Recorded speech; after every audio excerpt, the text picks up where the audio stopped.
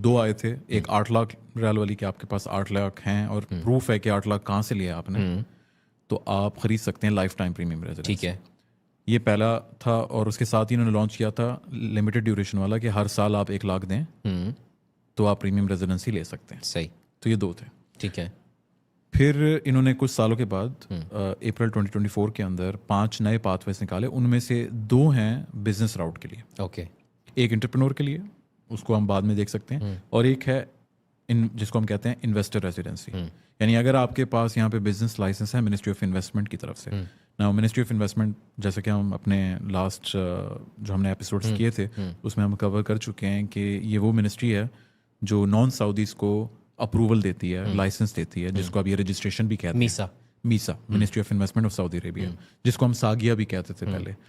वो अगर आपके पास लाइसेंस है एंड उस लाइसेंस की वजह से आपने कंपनी भी एक फॉर्म की है, सिजिल तिजारी जिसको हम कहते हैं, CR कहते हैं, ठीक है, वो है आपके पास, तो आप क्वालिफाई करते हैं इन्वेस्टर रेजिडेंसी के लिए। ठीक है।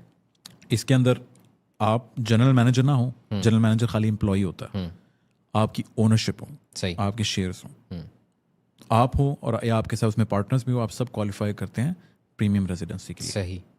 इसकी बाकी बाद में कंडीशंस हैं कुछ, फौरन आपको दे देती है गवर्नमेंट प्रीमियम रेजिडेंसी, लेकिन 2 साल की कुछ KPIs होती हैं जो कि आपने फुलफिल